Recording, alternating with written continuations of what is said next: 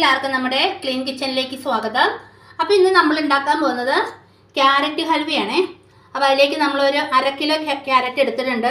അത് നന്നായിട്ട് നമ്മളിത് കഴുകി അതുപോലെ ചെറുതായിട്ട് മുറിച്ച് വെച്ചിട്ടുണ്ട്. അപ്പോൾ ഇത് നമുക്ക് മിക്സിയുടെ ജാറിലോട്ടിട്ട് ഒന്ന് അടിച്ചെടുക്കാവേ. ക്യാരറ്റ് അടിച്ചെടുത്തിട്ടുണ്ട്. അപ്പോൾ നമുക്കതൊന്ന് അരിപ്പയിൽ വെച്ചിട്ട് അരിച്ചെടുക്കാം കേട്ടോ.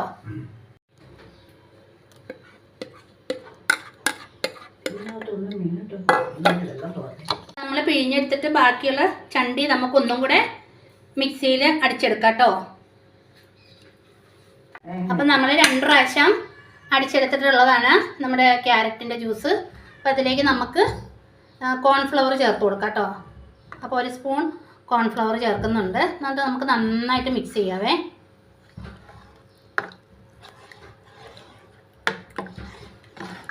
ഇങ്ങനെ കട്ടയൊന്നും ഇല്ലാണ്ട് നമുക്ക് മിക്സ് ചെയ്തെടുക്കണേ. അപ്പോൾ ഇതിലേക്ക് നമുക്ക് കുറച്ച് പഞ്ചസാരയും കൂടെ ചേർത്ത് കൊടുക്കാം. അത് നമ്മുടെ ഇഷ്ടത്തിന് നമുക്ക് എത്ര മധുരം വേണോ അതനുസരിച്ച് ഇട്ട് കൊടുക്കാം കേട്ടോ.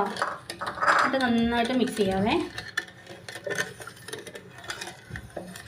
അപ്പോൾ നമുക്ക് ഈ ജ്യൂസ് ഒന്നുകൂടെ അരിച്ചെടുക്കാവേ. കാരണം കോൺഫ്ലവറിൻ്റെ കട്ടയൊക്കെ ഉണ്ടെങ്കിലേ, അപ്പോൾ കട്ടയൊന്നും ഇല്ലാണ്ട് നമുക്ക് ഒന്നുകൂടെ അരിച്ചെടുക്കാം കേട്ടോ.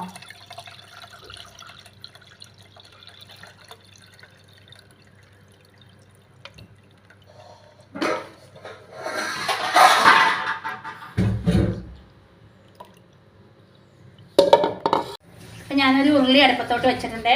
അതിലേക്ക് നമുക്കിത് ഒഴിച്ചു കൊടുക്കാവേ.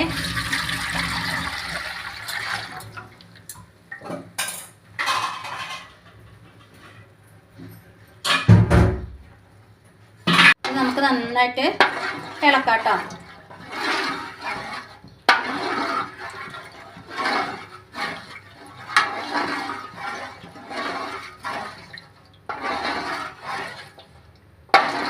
അപ്പോൾ ഇതിലേക്ക് നമുക്ക് 1 സ്പൂൺ ഏലക്കാപ്പൊടി ഇട്ട് കൊടുക്കാവേ.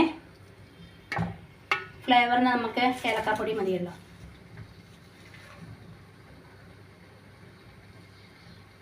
അപ്പോൾ ഇതിലേക്ക് നമുക്ക് കുറച്ച് കാഷ്നട്ട് ഇട്ട് കൊടുക്കാവേ.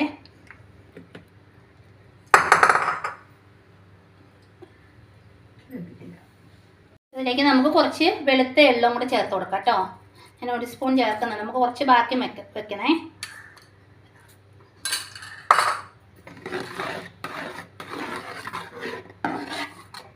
ഇതിലേക്ക് നമുക്ക് കുറച്ച് നെയ്യും കൂടി ചേർത്ത് കൊടുക്കാവേ.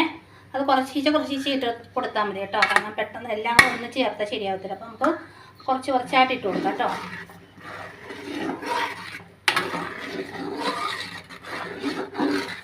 ഇതിൽ നമ്മൾ നെയ്യ് എത്ര ചേർത്താലും ടേസ്റ്റാണ്. നെയ്യ് ഇഷ്ടമില്ലാത്തൊരു വളരെ കുറച്ച് ചേർത്താൽ മതി.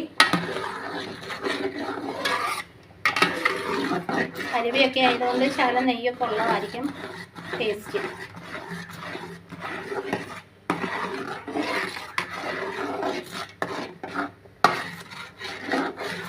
കുറച്ച് നെയ്യും കൂടി ഇടാവേ. അപ്പം ഞാനിങ്ങനെ 3 പ്രാവശ്യമാണ് കേട്ടോ ചേർത്ത് കൊടുക്കുന്നത്. അപ്പം 3 സ്പൂൺ ചേർക്കുന്നുണ്ട്.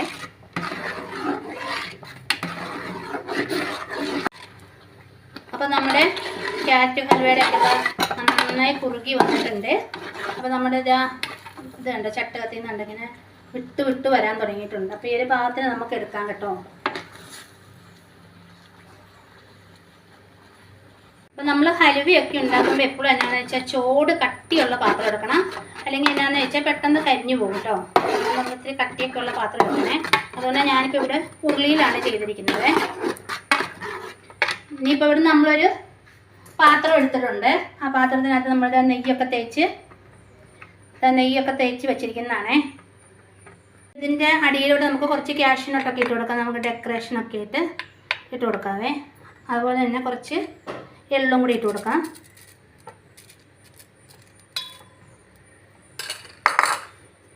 ഇതിലേക്ക് നമുക്കത് ചേർത്ത് കൊടുക്കാം കേട്ടോ.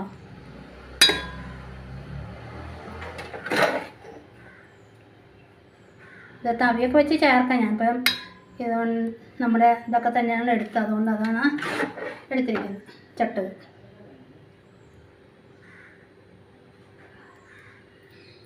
അപ്പോൾ ഇതിൻ്റെ മുകളിലോട്ട് നമുക്ക് കുറച്ചുകൂടെ കാഷ്നട്ടൊക്കെ ഇട്ട് കൊടുക്കാം. അതുപോലെ കുറച്ച് എള്ളും കൂടി ഇട്ട് കൊടുക്കാവേ. എന്നിട്ട് നമുക്കിത് തണുക്കാൻ വെക്കണം കേട്ടോ. തണുത്താനാണ് കട്ടിയായിട്ട് കിട്ടത്തുള്ളൂ. നമുക്ക് തണുക്കാൻ വയ്ക്കാം. അപ്പം നമ്മുടെ ക്യാരറ്റ് ഹൽവ അവിടെ തണുത്ത് റെഡി ആയിട്ടുണ്ട്. അപ്പോൾ നമുക്ക് ഇത് പാത്രത്തിലേക്ക് ആക്കാവേ.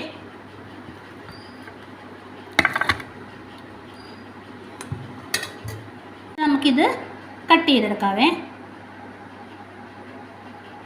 നമുക്കിഷ്ടമുള്ള ഷേപ്പിൽ കട്ട് ചെയ്യാം കേട്ടോ.